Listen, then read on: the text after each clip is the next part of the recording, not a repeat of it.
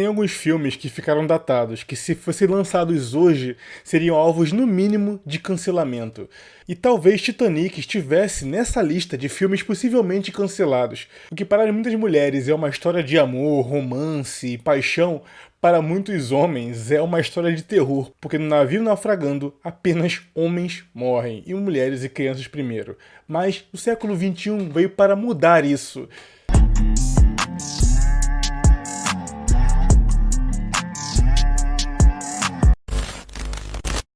Como seria então Titanic se fosse em 2022? My God. Captain, the lifeboats are ready to go. Should we load the women and children first? No, men and children first. Excuse me, sir? It's 2022, Private. A woman can handle a sinking ship just as well as a man can. And if you don't think so, you're a misogynistic asshole stuck in 2008. Yes, sir. Ladies and gentlemen, for the time being, I'm requiring men and children only. Are you kidding me? It's 2022. This is what you wanted. You wanted to be treated equal to men? Well, this is how men are treated. Like No, we don't. We just say that half the time. We don't actually believe in it. Yeah, we do. Come on, we're just as capable as men are. Shut up! I identify as a man. Jack, do you think I could open the door? It's 2022, Rose. I wouldn't want to imply that you can't handle the ice cold water the same way a man could. I'm dying, Jack. Oh. I love 2022.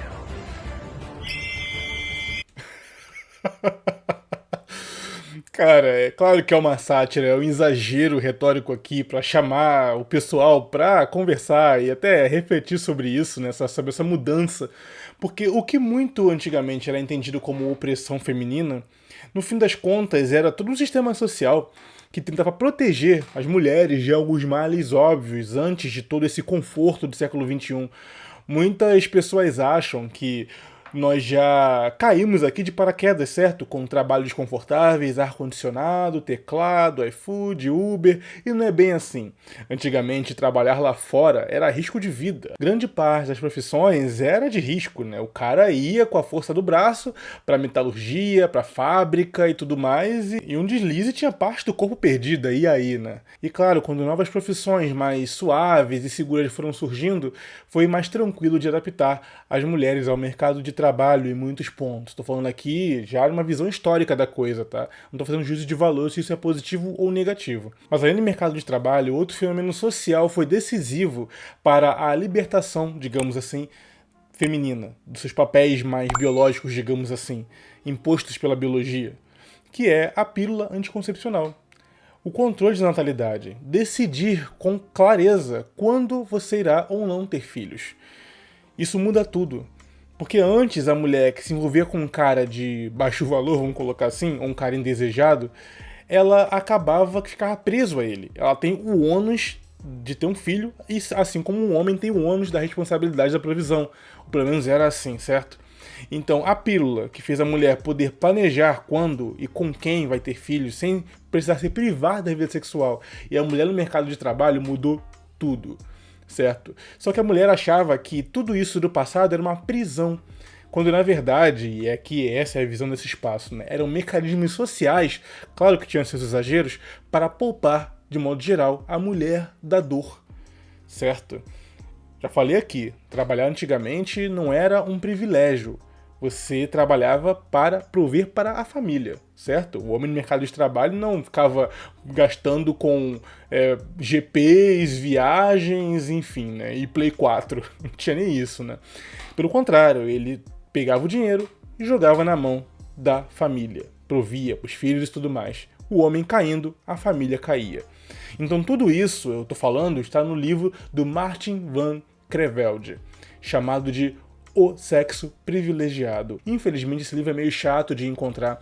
Eu acho que tem na biblioteca do Clube de Membros, algo assim. Eu já resenhei ele numa aula aqui, quando eu fiz a trilogia Eros. Resenhei nessa Hanalita, Martin Van e Esther Vilar. E tem uma live de mais de 2 horas só de Martin van Creveld. Ele provando ao longo da história que tudo aquilo que a mulher achava que era uma prisão, na verdade eram ritos sociais criados para privá-la justamente não só de homens de baixo valor, Até por isso, antigamente era a família que arranjava o casamento, o homem tinha que passar pelo filtro do pai e da mãe, tem que ser investigado, porque aquilo, né, a mulher tem um filho com um homem de baixo valor, já está marcada pela vida toda, e antigamente não tinha preservativo, pílulas e coisas assim, certo? Um sexo com cara errado, bum, já era um fardo para a vida inteira.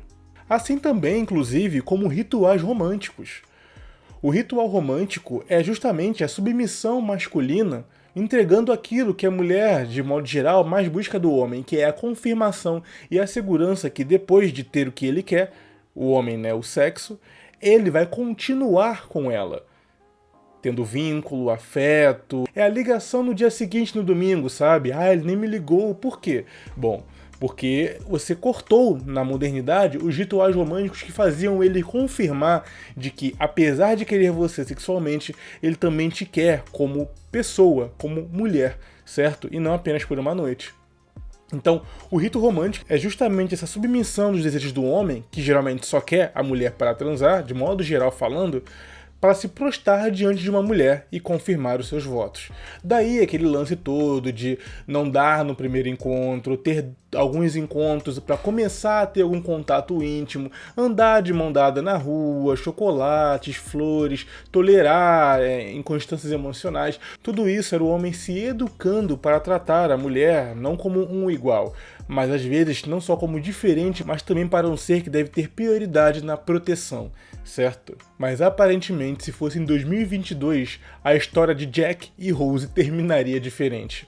Porque se for para brigar pela sobrevivência, certamente não só pelo tamanho, mas pela força, pela diferença biológica, os homens sairiam na frente. É por conta dessa cultura, dessa cortesia social, que o homem sempre colocou o seu lado sacrificial em prol da mulher.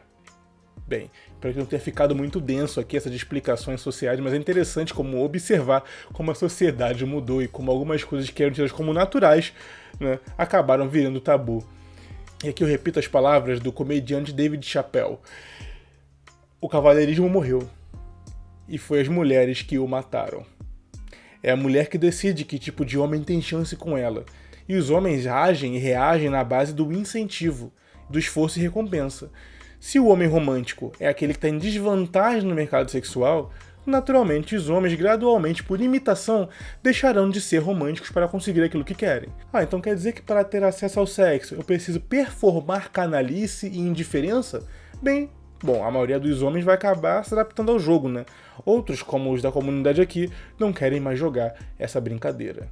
Como diria Caio Castro, ou soma ou some. Mas tem caras que entraram no jogo aí, se tornaram os cafajestes que elas dizem tanto odiar, mas estão conseguindo faturar alguma coisa, né? Então, é assim, esforço, recompensa. Infelizmente, as boas mulheres estão pagando pelo comportamento das más mulheres. Mas infelizmente é assim que funciona, assim como os homens bons estão pagando pelo mau comportamento dos homens ruins, canalhas, todo aquele tipo de coisa, né? Mas e você, qual é a sua opinião sobre isso aí? O cavalheirismo morreu? Você se considera um homem cavalheiro só a depender da mulher com quem você tá? Ou não? Mesmo a mulher sendo uma dama, você exigiria que ela mudasse o comportamento porque os tempos são outros?